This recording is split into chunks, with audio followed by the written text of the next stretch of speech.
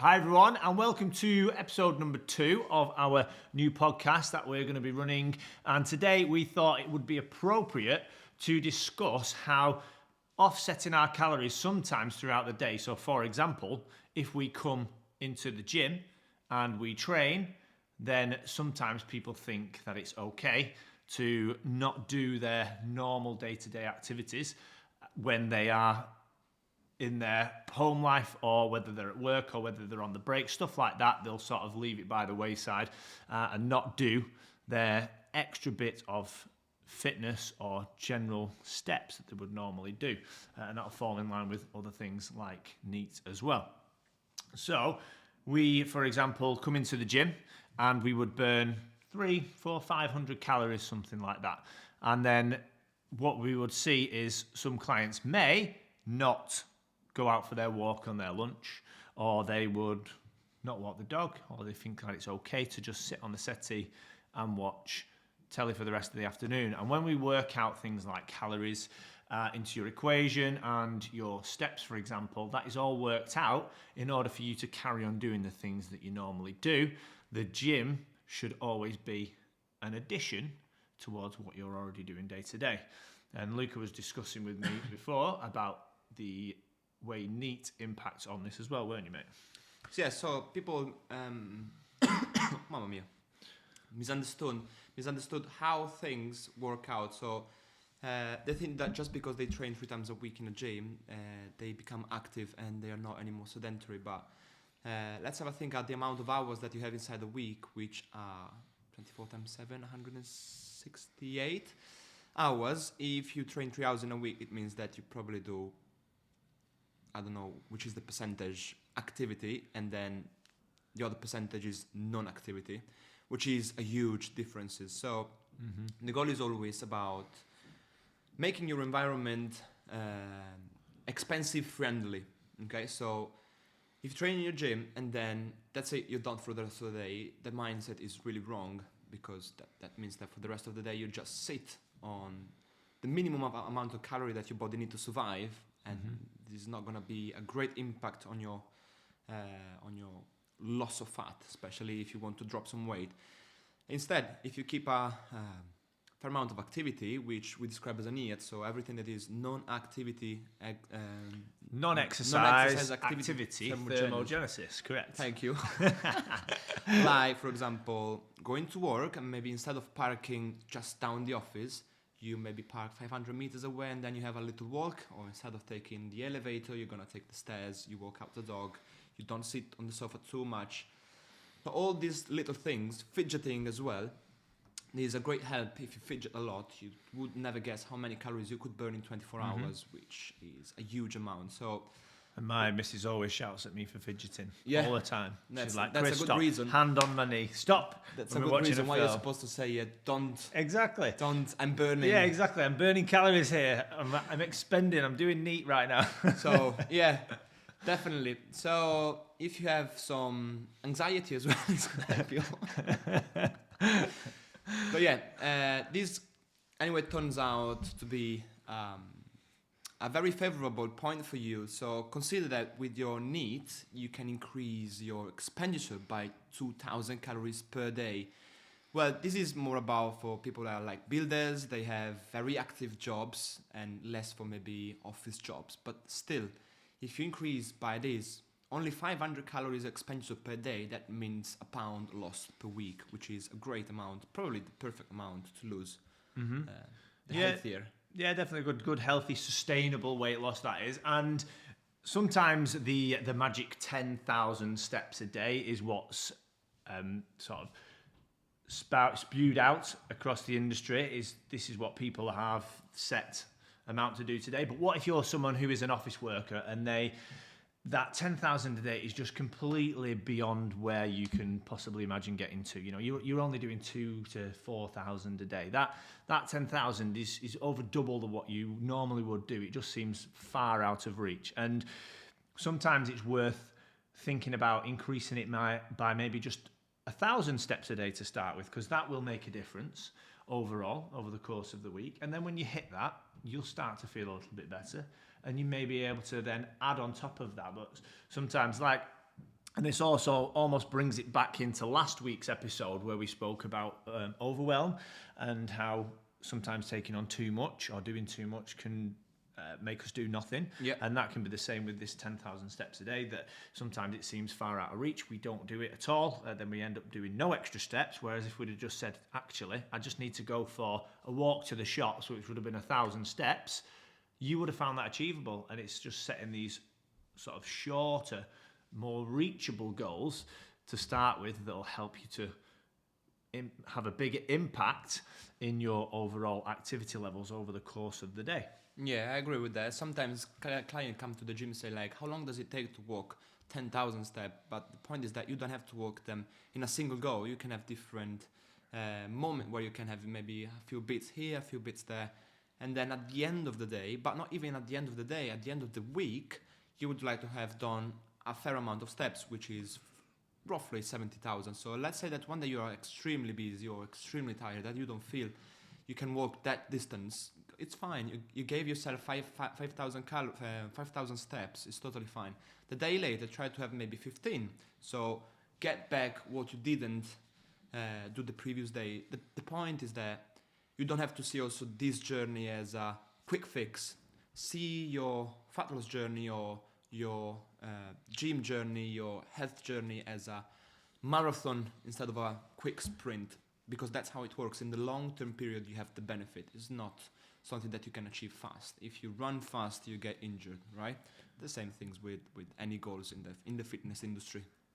Yeah, and that's quite a good point there in regards to making sure you go at the correct pace for you. You don't go too quickly. And like we said before, taking on too much too quickly in that respect.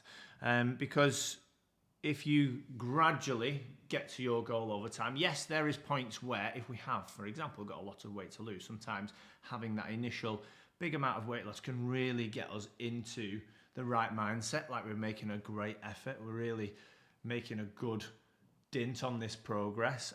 But there's ways to skew that as well. So for example, when we do go for a big weight loss drop in the beginning, we can actually get a lot of water off, so they start off very good and then they'll start to plateau. So as long as people understand these are part of the journey in respect to, it's not always going to be fat. If you've lost 4 kilos in the week, it's not all going to be body fat, for example. So, and that's where it comes into play from us setting expectations for our clients as well, I think. Yeah. They understand that we would prefer to see clients and have them have their goals and tackle them over a good length of time, and then find them maintainable, not to the point where they smash all this weight off, that's it, then they go away, and then they end up coming back to us in 3 months' time because they've put it all back on. I mean, yeah, great for us to come back to us, but actually, no, that's not what we want to do. We want to teach people how to go away And manage themselves. And manage themselves, exactly. And then they can go away and do it themselves in their own gym and have that autonomy to have the empowerment of their own lives and lead a much healthier and happier lifestyle overall. Yeah.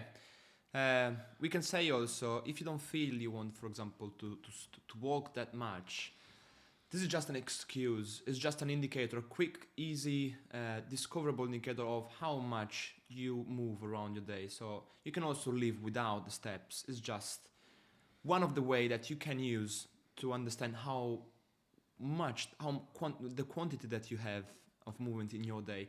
But then if you have all the strategies or the routines that they are not maybe countable, but you're aware of it and you can increase the amount of it, well, you can crack on with those, because that's another good way to achieve your goals. Yeah, and that can be anything to do around the home as well, can't it? I mean, like today, I have prepared my clothes. Now I've done all my ironing, I've done my washing and everything like that at home. I've cleaned up and everything like that, and that's going to be for the next few days now, because we've got our Christmas do coming up this weekend. It's going to be busy in the studio, and I'm not going to have much time at home to prepare all that. So I've been like running around the house like crazy, and that all adds up over time. If you're doing things like you're washing, you're cleaning around the house, hoovering, mopping, all that sort of stuff, those little extra bits, and it's those bits bringing it back into, if you were to come into the gym and sort of reward yourself with not doing these extra things, in the sense that, oh, I've been good today, I don't have to do that, then you would see a slower rate of progress in regards to becoming healthier and fitter, and also if you're looking to lose body fat, stuff like that, because you're offsetting the calories that you've burnt in the gym by leaving the other stuff out, like we said earlier. Yeah, I think we found another good reason to do your bet every day. Do it because you burn calories. Exactly. And also as well, it's important to understand in life we all treat ourselves in Which is respect to fair. what I mean. Yeah, of course, we give ourselves like a reward. You know, we should have a reward for a goal we reach or a milestone. But sometimes we can reward ourselves by just coming to the gym. That you feel like you've earned yourself an extra meal, you've earned yourself that fish and chips, you've earned yourself that pizza, and that's when you get into that mindset. Sometimes that can lead to a little bit of complacency when it comes to understanding why you're not losing weight. People think, oh, well, I've gone out for tea, but I've eaten, 500 calories or less a day, but then actually you went out for tea and treated yourself, and this evening meal was 3,000 calories, and that's offset everything for the week because you've treated yourself, which is great, but you need to understand that these treats can have an impact on your overall goal. So that's why as well, I think it's important we try and educate our clients. Yeah, when they come in. if you would like to have some number have an example. For example, the activities that burn the most of the calories are low impact and continuous activity, like running, for example. And there is a formula that you can check yourself as well online. It's called Margaria's formula. And it says that you burn a calorie for each kilos of peso, of weight, and for each kilometer that you run. So this is more or less your body weight times the kilometer that you run. For example, if I would be 100 kilos and I would run at 10 kilometers, I would burn 1,000 calories. But researchers say that if you are in a low calorie deficit, you're going to burn less because your body goes into a starvation mode and is much more able to save energy wherever it can. So it starts to shut down small processes inside your body in order to get back some of the buffers that it has in place in order to save you from calorie, because your body don't know that you are having a diet. He just understand that he's not receiving any food and his goal is surviving. So there you are. That's why we survive so long. Yeah, that's it. But now, where we have overeating, where we can eat whenever we want, wherever we want, at the amount that we want. Exactly. Just a few click away. Exactly. That's it's like This what's it called now? Just weapon- Eat or Deliveroo. You Yeah. can get McDonald's delivered to your door now. It's This it's ability crazy. that our body builds up with ages probably in order to survive now is against us, and we need to be very aware of it because now we have to fight it back. Yeah, So- and I think that can possibly lead into our next episode in respect to understanding calories. And actually, people think they can eat a lot more than they actually need. People's expectations of how many calories they're allowed to eat is sometimes a lot less than they realise.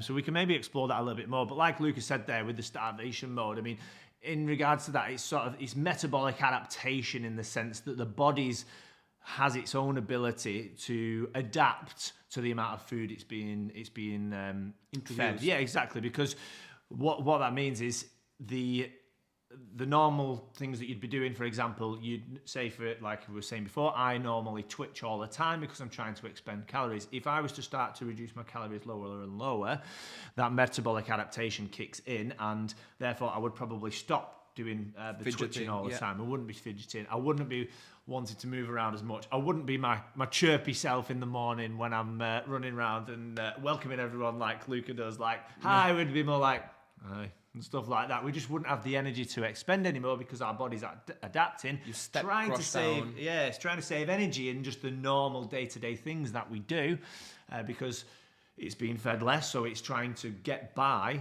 the same on less energy. So that's where all that comes into play. I think we said a lot of things. That was We can great. It was amazing. Salute our... Yeah, for sure. We can salute that.